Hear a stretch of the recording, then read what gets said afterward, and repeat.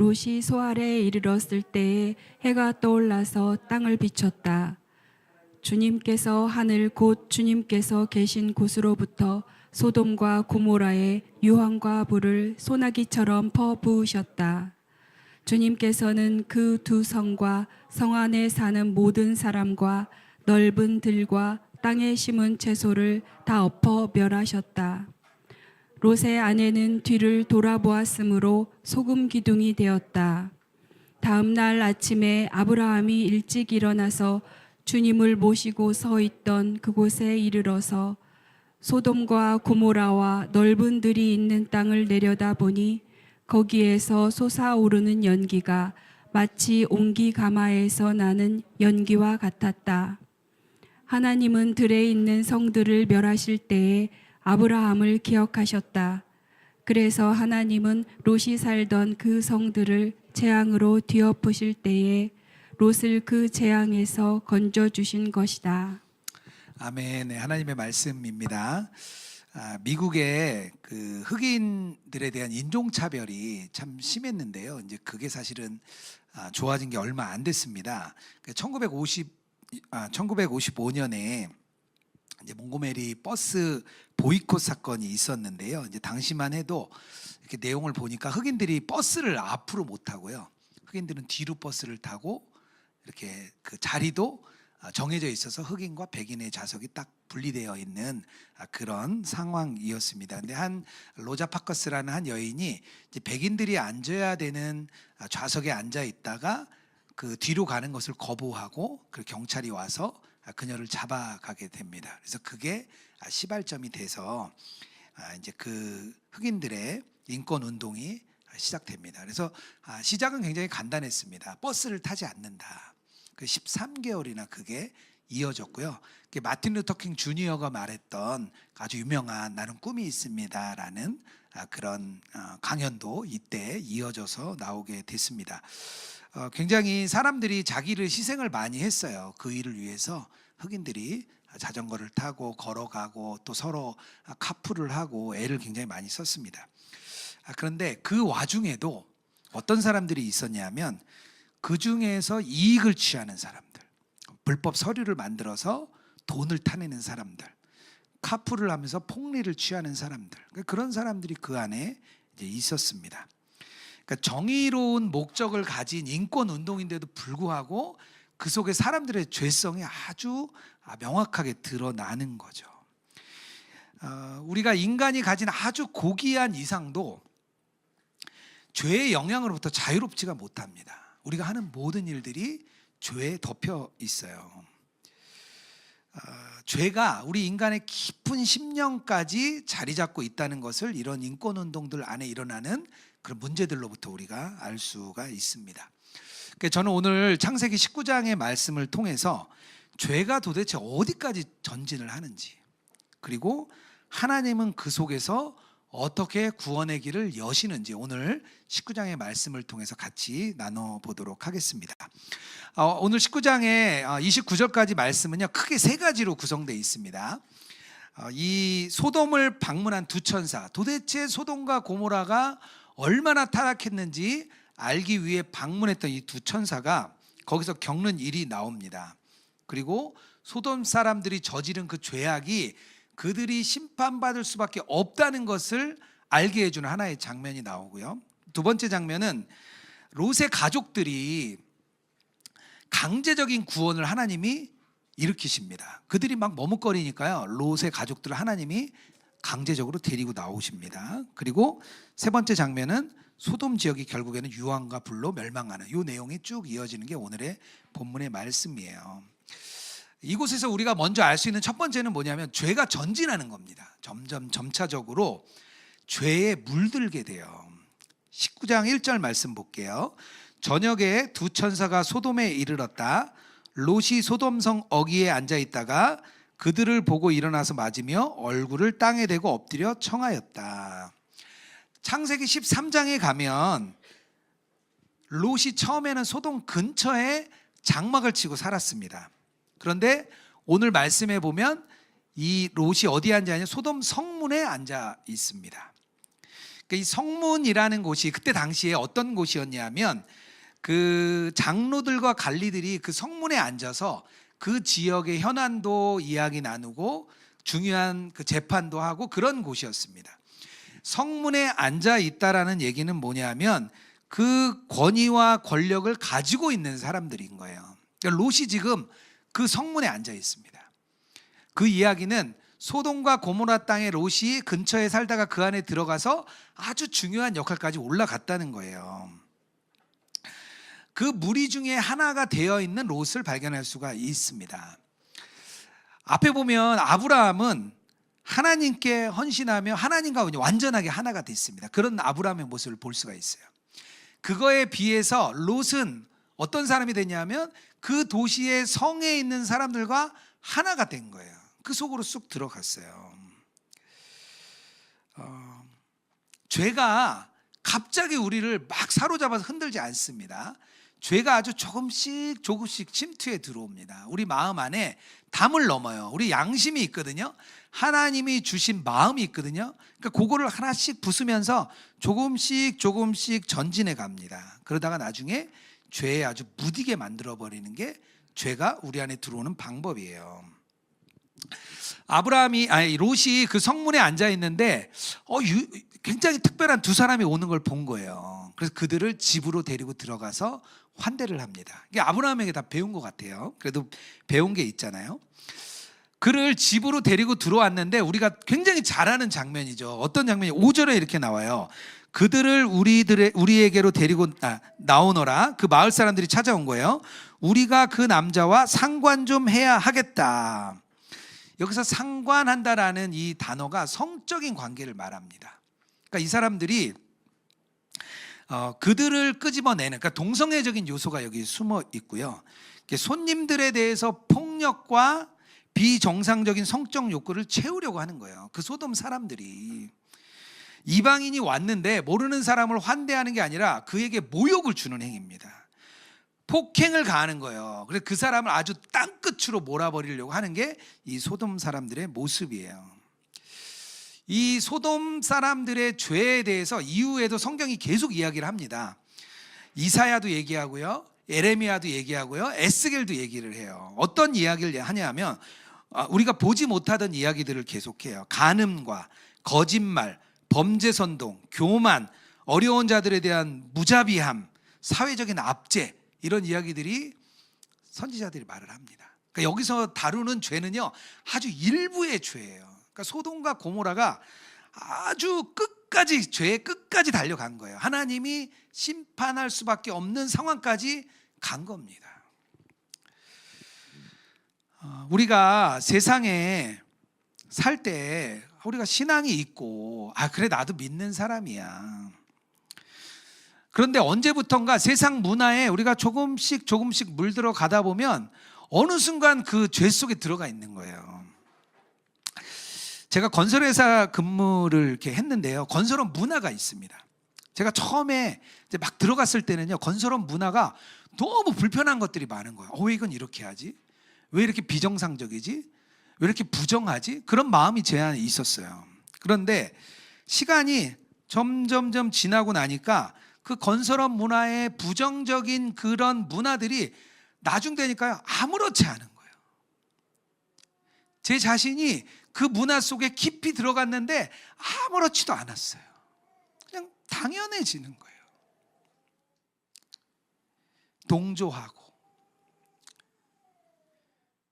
말하지 않는 동참자가 되고 그냥 그 속에 들어가 있는 거예요. 제가 그때 고백했던 게 이게 나 혼자 이게 해결할 수 있는 문제가 아닌 것 같은 거예요.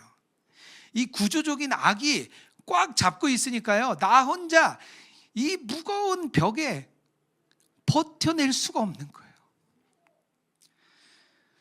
최근에 내가 자랑하는 복음이라는 저희 그 북클럽 책을 읽는데요, 제가 그 책을 읽는데 제가 그때 30대 중반에 읽었던 책이에요. 근데 그 책을 읽다가 그때 제 생각이 났어요. 제가 사회에서 막 어쩔 줄 몰라 하던 생각이 떠오르더라고요. 그래서 그 책을 읽으면서 그 복음에 대한 메시지를 들으면서 제가 막 너무 감동했던, 그래, 이렇게 살아야지. 막 그게 떠올랐어요. 죄가 우리를 막 물들게 합니다. 우리를 아주 점차적으로 우리를 죄로 끌고 갑니다. 그래서 죄의 결과는요, 어떻게 되냐면 심령이 상하가 돼요. 믿는 자의 심령이 상한다. 베드로 후서에 가면 롯에 대한 이야기를 이렇게 합니다. 베드로후서 2장 8절이에요. 이는 이 의인이, 롯을 말합니다, 그들 중에 거하며 날마다 저 불법한 행실을 보고 들으므로 그의 의로운 심령이 상함이라. 이게 믿는 자들에게 미치는 영향이에요. 롯이 의로운 사람이라고 말을 해요. 근데 그 도시에 머무니까요, 죄를 분별을 못해요. 죄를. 그의 심령이 죄로 물들고 나니까 죄에 대한 판단을 하지 못합니다. 이 소돔 사람들이 들어와서 그 사람을 내놓으라고 하니까 그 대책을 내놨는데 뭘 내놓냐면 자기의 처녀인 두 딸을 데려가라는 거예요. 그것도 말도 안 되는 거죠. 너희들이 제발 좀 진정해라. 그러니까 소돔 사람들이, 야, 너희가 우리의 심판자가 되려느냐, 너희가 우리를 재판하려느냐 그러면서 이 롯을 아주 핀잔을 줍니다. 그들과 하나가 됐다고 했는데 그들은 하나도 그를 하나라고 생각 안 한 거예요. 오히려 천사들이 롯을 집 안으로 들여오게 하고 문을 닫아버립니다. 그리고 소돔 사람들의 눈을 멀게 만들어요. 그게 막 다급해졌어요. 두 천사가 이 롯에게 말합니다. 이제 곧 심판이 임할 거니까 빨리 너희 가족들에게 가서 이 이야기를 하고 그들을 오게 해라. 그 두 딸과 사위에게 말을 해요. 근데 사위가 농담하는 줄 알았다는 거예요. 천사들이 얼마나 급한지 막 롯을 재촉하는 롯이 그것을 막 그 어쩔 줄 모르고 그 자리에서 머뭇거리고 있는 거예요. 19장 15절에요. 동틀 무렵에 천사들이 롯을 재촉하여 말하였다. 서두르시오. 여기에 있는 부인과 두 딸을 데리고 여기를 떠나시오. 꾸물거리고 있다가는 이 성이 벌을 받을 때 함께 죽고 말 것이오. 롯의 심령이 병이 드니까요, 이렇게 다급한 상황에서 막 머뭇거리는 거예요. 결단력이 마비가 됐어요. 우리가 잘 아는 대로 이 롯의 아내는 뒤돌아보지 말라고 했는데 뒤돌아보고 소금 기둥이 되는 거죠. 왜요? 그 마음이 그 속에 있는 거예요. 내가 그곳에서 누린 부와 명예가 있어요. 내가 소돔에서 지도자 역할을 했어요. 내가 거기에 만들어 놓은 게 한마디로 많은 거예요. 떠날 수가 없어요. 마음이 거기 있는 거예요.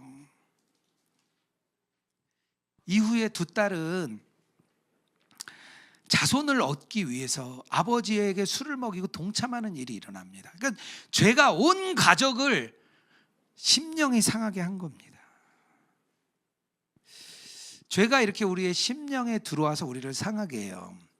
제가 이 비유가 생각이 났어요. 영화에 에어리언 영화 시리즈를 보면 에어리언이 번식하는 장면이 있는데요. 어떻게 번식을 하냐면 이제 퀸이라는 알을 낳는 이제 에어리언이 있습니다. 그 퀸이 알을 낳아요.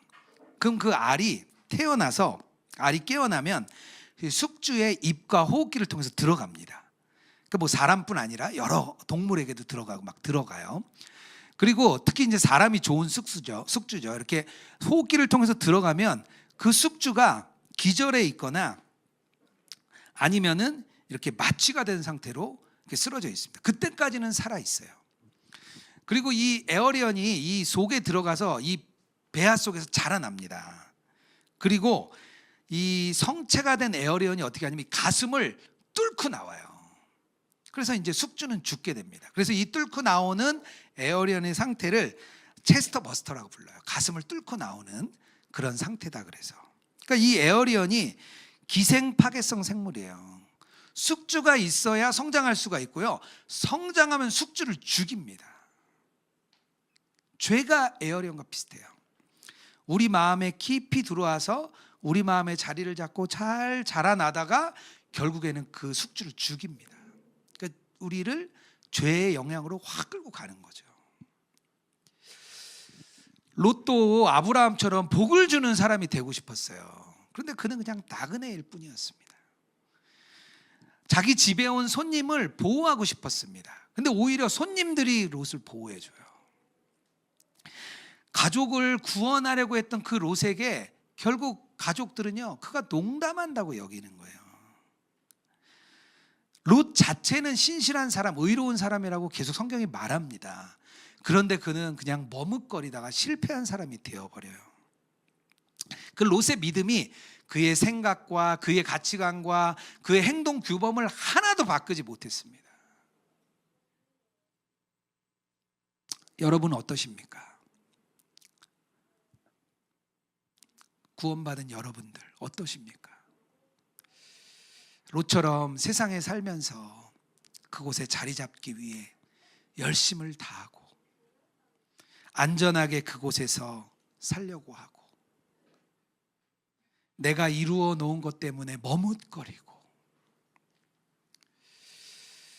여러분이 가진 믿음이 여러분의 삶의 가치관과 행동을 바꾸고 있습니까?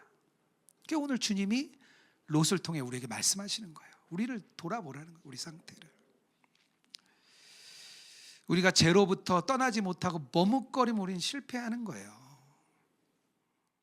롯이 그 점에 있어서 아주 처절하게 실패한 사람입니다. 성경은 그런 롯을 보여주고 싶은 거예요. 죄의 영향력 안에 있는 롯, 그의 처절한 실패, 죄의 그 영향, 심령이 상함, 우리를 투영해 보라는 거예요. 이에 대한 하나님의 대안이 있습니다. 뭐냐면요, 하나님의 아주 강권적인 은혜가 발동을 합니다. 16절이에요. 그런데도 롯이 꿈을 거리자 그 두 사람은 롯과 그의 아내와 두 딸의 손을 잡아 끌어서 성 밖으로 안전하게 대피시켰다. 주님께서 롯의 가족에게 자비를 베푸신 것이다. 롯이 구원을 받는데요, 그의 결단 때문이 아닙니다. 하나님이 강권적인 은혜로 그를 끌어내시는 거예요. 이미 그 천사가 문을 닫을 때 그 문은 산자와 죽은 자를 가르는 문이었습니다. 이 상황이 이렇게 절박한데 막 계속 꿈을 대요, 롯이. 이 죄인들로 가득한 이곳이 아마 롯에게는 더 편했던 것 같아요. 천사들이 그 꿈을 거리는 롯을 붙들어서 나갑니다. 이게 하나님의 방법이에요. 하나님이 우리가 머뭇거릴 때 그냥 두지 않으십니다. 우리의 환경을 막 흔들어요. 우리의 관계를 흔들어요. 우리가 일하는 사업장을 막 흔들어요. 하나님이 우리가 머뭇거릴까 봐 우리를 막 흔드시는 거예요. 우리를 어떤 때는 막 쳐요. 건강을 치기도 하고 재정을 치기도 하고, 하나님이 우리를 그냥 두지 않으십니다. 그래서 그리스도인들에게 때로는 우리에게 오는 고난과 고통이 하나님의 손길이 되기도 합니다. 그것을 옛 선진들이 아픈 은혜라고 표현을 했어요. 너무 아픈데 우리에게 은혜가 되는 거예요. 하나님이 우리를 그 익숙한 환경에서 떠나길 두려워하니까 그런 환경을 막 만드시는 거예요. 하나님이 일을 행하십니다. 에스겔 선지자가 남유다가 망하고요, BC 587년에 1차 포로로 바빌론에 끌려갑니다. 근데 이 에스겔의 직업이 뭐였냐면 대제사장이에요. 제사장 가문이에요. 제사장 가문이었는데 이제 성전은 무너졌죠. 또 바벨론으로 끌려갔죠. 본인의 역할이 없는 거예요. 정체성이 무너졌고요. 하나님의 임재가 끝났다고 생각을 했습니다. 그래서 이 성경에 보면 계속해서 에스겔은 자기 현실의 무게, 자신의 분노와 쓰라림, 자기 마음에 있는 아픔을 계속 하나님께 말씀을 드려요. 근데 그가 어느 날 자기가 살던 바벨론의 그발 강가에 가서 앉아 있었습니다. 저도 한강에 잘 나가는데요, 한강에 나가면 아무 생각 안 해요. 그냥 강을 보면서 이렇게 그냥 멍하니 바라보고 있어요. 그 제가 그랬을 것 같아요. 왠지 에스겔이 강을 보면서 그냥 막연한 생각을 하고 있었을 것 같아요. 근데 하나님이 그때 임재하십니다. 이 에스겔에게 나타나세요. 에스겔서 1장 3절이에요. 주께서 바벨로니아 땅의 그발 강가에서 부시의 아들인 나 에스겔 제사장에게 특별히 말씀하셨으니 거기에서 주님의 권능이 나를 사로잡았다. 2장 2절이에요. 그가 나에게 이 말씀을 하실 때에 한 영이 내 속으로 들어와서 나를 일으켜 세웠다. 나는 그가 나에게 하시는 말씀을 계속 듣고 있었다. 무너져 있는 이 에스겔이 혼자 일어난 게 아닙니다. 혼자 일어날 힘이 없습니다. 그런데 그 에스겔을 하나님이 붙드시고 그를 소명으로 이끄시는 거예요. 그로부터 말씀이 막 전파됩니다. 소명을 잃은 이 이스라엘 백성들에게 에스겔이 막 말씀을 막 전해요. 우리가 잘 아는 그 마른 뼈가 살아난다는 그 말씀, 그게 에스겔을 통해서 나온 거예요. 그 말씀이 지금까지 우리에게 힘이 되잖아요. 그 말씀을 주어진 겁니다. 지금은 고인이 되신 저의 아버님이 평생 교회를 다니셨는데 저희 아버지는 한 번도 뜨거웠던 적이 없습니다. 제가 생각하는 아버지는 그냥 교회 주일에 교회를 가는 정도의 믿음을 가지신 그런 분이셨어요. 아버님이 전기 기사였는데요. 그래도 교회 안에 틈틈이 교회에서 이제 보이지 않게 일은 참 열심히 하셨어요. 그런데 늦게까지 술과 담배를 끊지 못하셨습니다. 그래서 그런지 교인들과 만나고 교회 자리에 가는 것을 이렇게 편하게 생각하지 않으셨습니다. 친구 이렇게 부모님들이 교회 중직이 되고 또 교회 안에 장로님으로 세워지고 그런 모습을 이렇게 볼 때 제 마음에 좀 부러운 마음이 좀 있었습니다. 그런데 아버지가 이제 위암으로 한 1년 반 정도 투병을 하셨거든요. 그런데 그때 참 교회를 잘 섬기셨어요. 저는 하나님이 정말 우리 아버지를 그때 강권적으로 붙드셨다고 생각해요.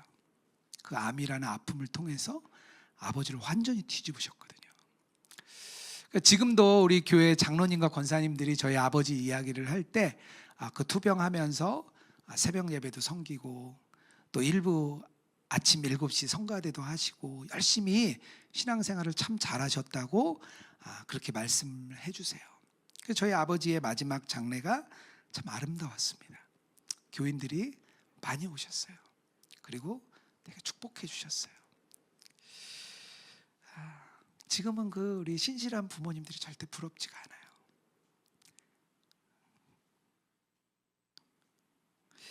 마지막을 잘 아름답게 보내셨기 때문입니다. 우리의 구원이 우리에게 있지 않아요. 하나님이 강권적으로 우리를 붙드십니다. 삶의 문제가 다가오고 나의 평안이 무너질 때, 그때 꼭 시험이 아니라 하나님이 나를 붙드시는 시기일 수도 있습니다. 우리가요 너무 가슴이 딱딱하잖아요. 그러면 은혜가 들어갈 수가 없어요. 우리의 마음이 딱딱하면요 절대 은혜가 우리를 뚫고 들어가지 못합니다. 그때 하나님은 우리를 막 흔드시는 거예요. 하나님이 방법을 찾으시는 거예요. 우리 마음을 깨뜨리시려고. 우리 여기 앉아 계신 여러분들, 또 우리 온라인으로 예배 드시는 여러분들, 주님이 붙드신 거예요. 그 붙드심 때문에 여기 와서 이렇게 예배하는 겁니다. 어저께 우리 한 자매가 카톡을 왔어요. 오늘 예배에 꼭 참여하겠다고. 하나님이 자기 마음을 흔드셨다고 그렇게 이야기하더라고요. 지금 예배에 참여하고 있는지 모르겠습니다. 하지만 분명히 하나님이 강권적으로 붙드신 은혜가 있습니다. 그 은혜를 우리가 좀 깨달았으면 좋겠습니다. 하나님의 대안이 또 하나 있는데요. 뭐냐 하면 심은 대로 거두는 수학의 법칙이에요. 29절 말씀입니다. 하나님은 들에 있는 성들을 멸하실 때에 아브라함을 기억하셨다. 그래서 하나님은 롯이 살던 성들을 재앙으로 뒤덮을 때에 롯을 그 재앙에서 건져주셨다. 하나님이 아브라함의 기도, 우리가 지난주에 나눴잖아요. 아브라함의 중보 기도를 기억하신 거예요. 아브라함이 기도로서 그 심은 것을 오늘 롯이 열매로 나타난 겁니다. 아브라함이 기도를 심자 롯이라는 열매, 구원의 열매가 나타난 거예요. 우리가 농사를 지면 수학의 법칙이 있잖아요. 뭐를 심으면 그거대로 나잖아요. 이게 하나님 나라 법칙에도 그대로 적용이 됩니다. 우리가 사랑을 하는 사람은요, 사랑을 받게 돼 있어요. 미워하는 사람은요, 미움 받아요.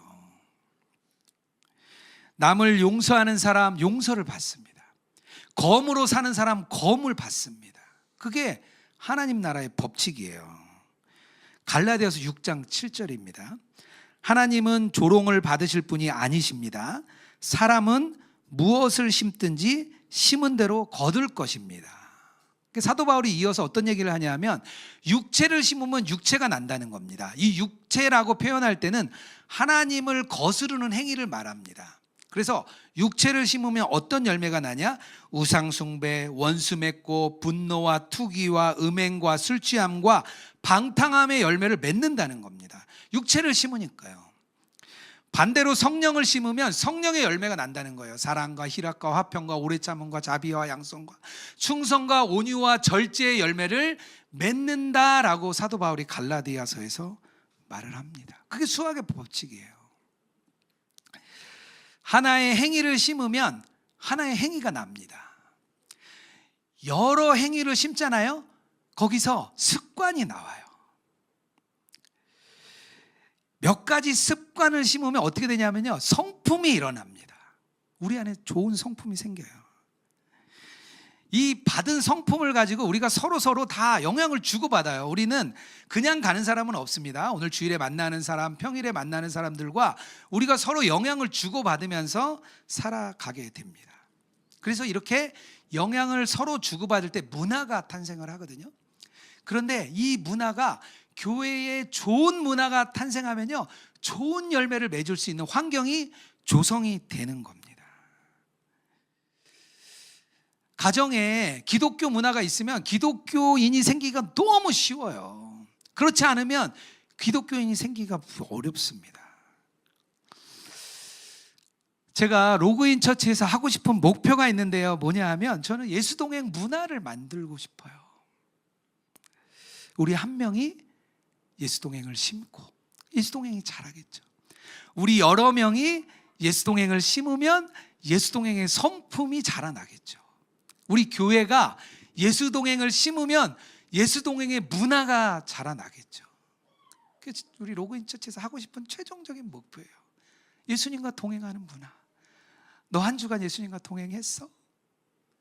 너 사업이 잘 됐어? 그런 거 묻는 게 아니고요. 너 예수님과 동행했어? 그런 걸 묻고 싶은 거예요. 왜냐하면 예수 동행의 삶이 그냥 단순히 그냥 지식을 배우는 게 아니거든요.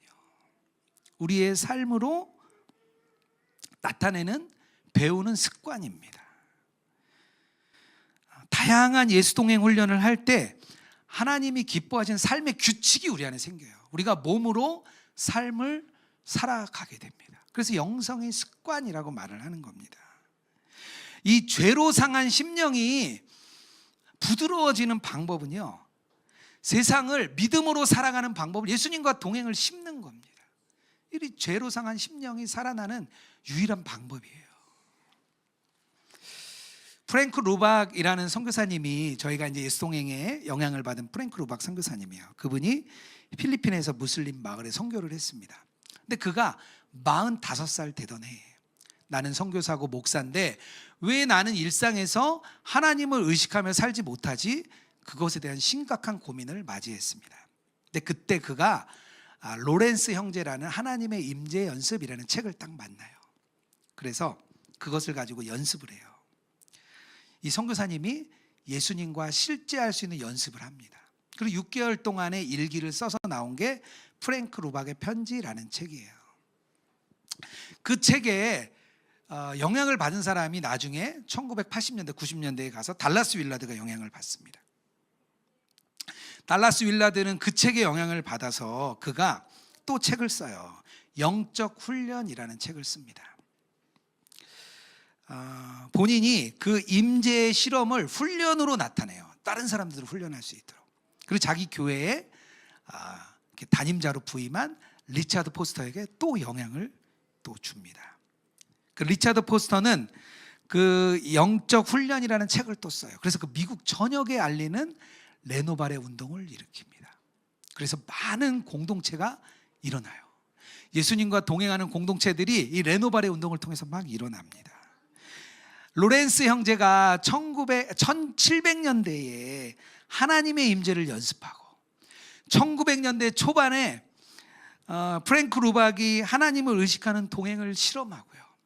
1990년대에 달라스 윌라드는 그 삶을 습관으로 만드는 것을 만들어내고요. 그리고 그 뒤에 리차드 포스터는 삶의 이 습관을 공동체가 함께 할 수 있도록 만들어냅니다. 계속해서 흘러가는 거예요. 예수 동행을 심으니까요, 또 심고 자라고 심고 자라고 했습니다. 우리가 가치관과 행동 방식이 변해가는 게 방법입니다. 우리가 세상을 살아갈 때 죄와 우리가 부딪힙니다. 그러다 보니까 우리의 심령이 상해요. 그 심령이 살아나는 길은요, 그 주님과 함께 그 친밀함을 경험하고 그 주님과 동행하는 것이 우리의 그 상한 심령을 깨뜨리는 겁니다. 예수님을 의식하는 순간들이 계속 쌓이면은요, 나중에 삶의 수확을 거둬요. 주님과 동행하는 삶의 수확을 거두게 되는 거예요. 예수 동행을 심으면 예수 동행이 자라납니다. 오늘 말씀을 나누었습니다. 인간 안에 있는 그 죄의 전진, 그 죄로 인해 우리의 심령이 상함. 우리가 심령이 상하면요, 머뭇거리다가 우리가 실패하게 돼요. 우리 세상에서 우리가 넘어지게 돼요. 세상 가운데 우리는 힘없는 그리스도인으로 그냥 살아가는 거예요. 그 속에서 하나님이 우리를 강권적으로 붙드십니다. 그때 우리가 할 일은 주님을 바라보고 주님과 동행하며 이 땅에 살아가는 예수 동행을 심는 겁니다. 매일매일 정말 예수님과 동행하는 삶을 살아가는 우리 로그인처치 모든 성도님들 되기를 주님의 이름으로 축복합니다. 같이 좀 찬양했으면 좋겠는데요. 우리 내 모습 이대로라는 찬양 우리가 함께 올려드리고요, 우리의 예물도 하나님께 드리겠습니다.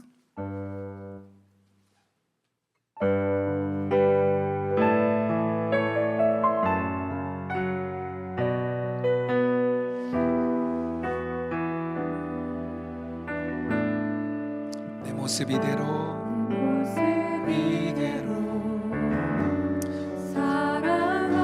연약함 그대로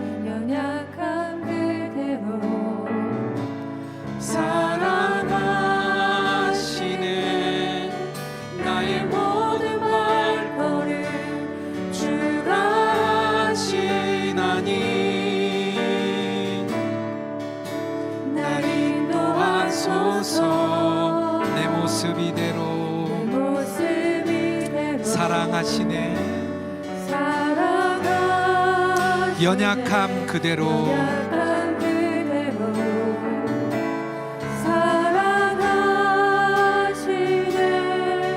나의 모든 발걸음 주가 하시나니 날 인도하소서. 날 인도하소서. 주의 날개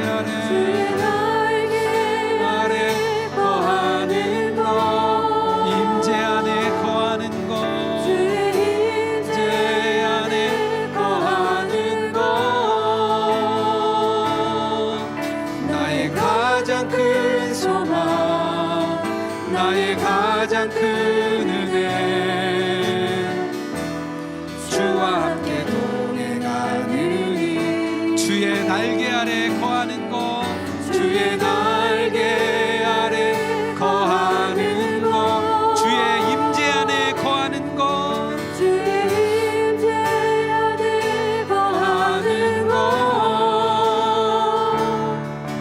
나의 가장 큰 소망 가장 큰 은혜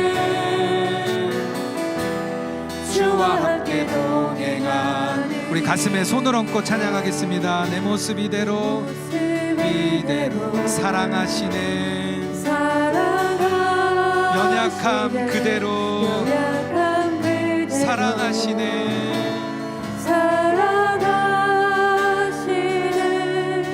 나의 모든 발걸음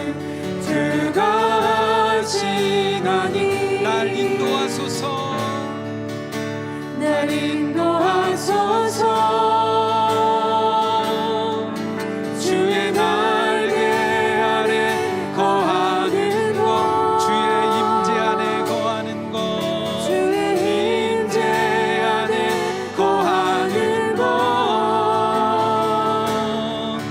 나의 가장 큰 소망, 나의 가장 큰 은혜. 주와 함께 동행하는 일, 주와 함께 동행하는 길, 주의 날개 아래 거하는 것, 주의 날개 아래 거하는 곳, 주의 임재 안에 거하는 것, 주의 임재 안에 거하는 곳,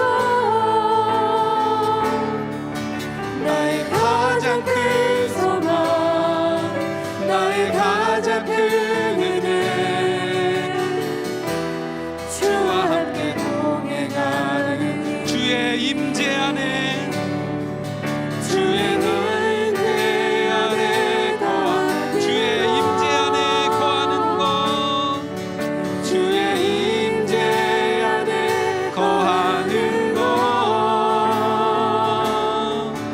나의 가장 큰 소망, 나의 가장 큰 주님과 함께 동행하는 일, 주와 함께 동행하는 길, 주의 날개 아래, 주의 날개 아래 거하는 곳, 주의 임재 안에 거하는 것, 주의 임재 안에 거하는 곳, 나의 가장 큰 소망, 나의 가장 큰 나의 가장 큰 은혜, 나의 가장 큰 은혜.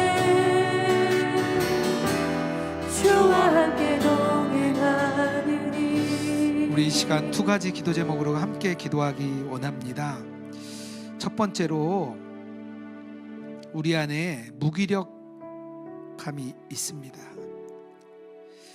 우리가 세상과 부딪히며 살아가다 보니까 우리의 마음이 어느덧 죄에 물들고 죄에 부딪혀서 아무것도 할 수 없는 그런 무력함 가운데 있는 우리의 존재가 있습니다. 하지만 그때도 주님은 우리를 놓지 않으시고 붙드시는 줄 믿습니다. 하나님의 그 놀라우신 은혜를 발견하는 저희들 되게 하여 주시옵소서.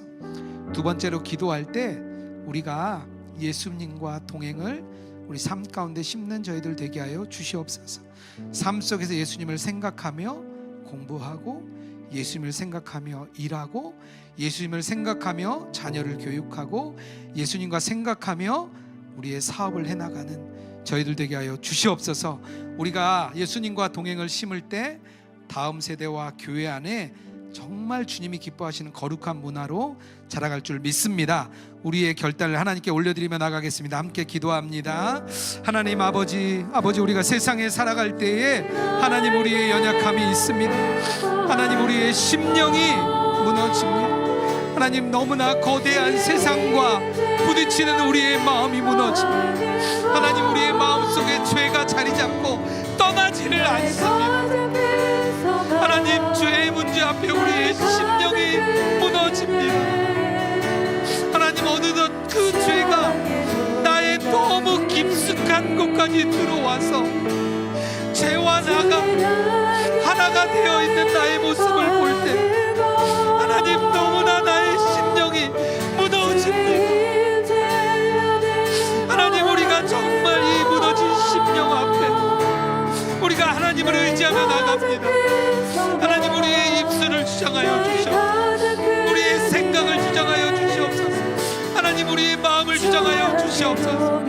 사랑하지 못하는 마음을 주장하여 주시고, 미워하는 마음을 주님 깨뜨려 주시고, 남과 비교하는 마음을 깨뜨려 주시옵소서. 하나님 우리 마음에 자리 잡은 악한 심령이 떠나가게 하여 주시옵소서. 하나님이 말씀하시는 하나님 놀라운 은혜의 역사가 하나님 우리를 붙잡을 줄 믿습니다. 하나님 우리의 마음이 흔들리고 하나님 우리의 삶의 토대가 흔들릴 때 하나님 우리가 오직 하나님만을 신뢰하며 나가는 저희들 되게 하여 주시옵소서. 하나님 우리 성도님들 한 명 한 명마다 하나님 우리 안에는 어려움이 있습니다. 건강에 어려움이 있고, 직장에 어려움이 있고, 관계에 어려움이 있고, 바로 문제 가운데 인도하시는 길인 줄 믿습니다. 하나님, 그 어려움 속에 하나님의 은혜를 발견하기 원합니다. 하나님의 강건한 은혜를 발견하기 원합니다. 하나님, 우리가 그 속에 있습니다. 하나님의 은혜 안에 있습니다. 하나님의 날개 안에 있습니다. 하나님, 우리가 그 안에 있음을 고백합니다. 하나님, 우리가 우리의 삶 가운데 예수님과 동행하며 살아가기 원합니다. 하나님, 우리가 예수님을 생각하며 공부하게 하시고, 예수님을 생각하며 직장을 다니게 하시고, 예수님을 생각하며 우리의 가족에게 대하게 하시고, 예수님을 생각하며 우리의 삶을 살아나가는 저희들 될 줄 믿습니다. 하나님, 우리의 삶 속에서 그 예수님과의 동행을 심는 저희들 되게 하여 주시옵소서. 하나님, 우리의 마음과 심령이 오직 주님으로 향하기를 원합니다. 하나님, 우리 로그인 처치가 예수님과 동행하는 교회가 되기를 원합니다. 아버지, 무너진 세상 가운데 하나님, 우리가 많은 영혼들을 세우고 살리는 교회 되게 하여 주시옵소서. 무너진 영혼들을 향하여 길이 있다, 살 길이 있다, 너희에게 살 길이 있다, 그렇게 고백하는 우리 로그인 처치 되기를 원합니다. 하나님, 우리 로그인 처치 성도님들 한 명 한 명마다 하나님의 은혜를 더하시고, 하나님의 능력을 더하시고, 하나님의 그 은혜가 우리를 붙들고도 남는 하나님, 그런 역사 있게 하여 주시옵소서.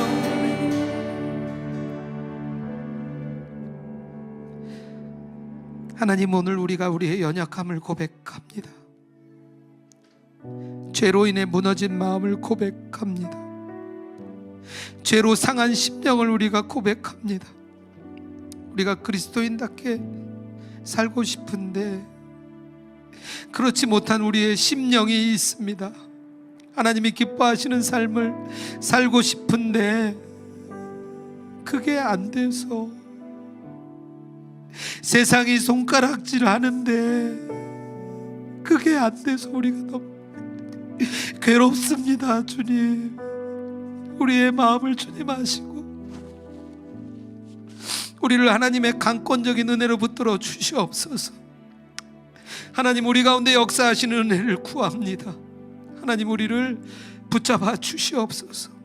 우리가 기도하는 우리의 가족들, 우리의 부모님, 우리의 남편, 아내, 우리의 자녀들 주님께 올려드립니다.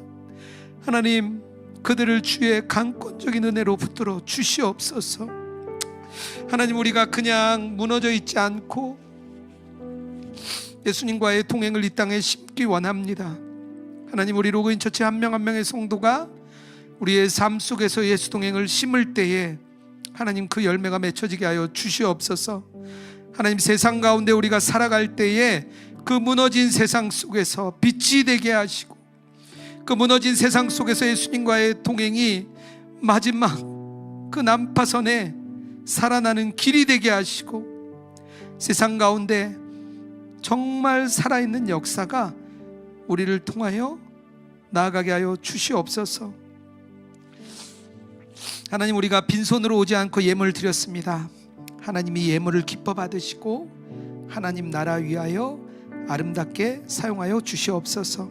우리 예물 드린 손길들 한 명 한 명 주님 축복하여 주시고, 하나님의 놀라운 은혜의 손길이 그의 삶의 현장을 붙잡아 주시옵소서. 이제는 우리 주 예수 그리스도의 은혜와 하나님 아버지의 사랑과 성령의 교통하고 동행하심이 하나님의 은혜 안에서 예수 동행을 심으며 나가기 원하는 우리 로그인 처치 모든 성도들과 온라인상의 주의 백성 위에 이제로부터 영원토록 함께 하시기를 축원하옵나이다. 아멘.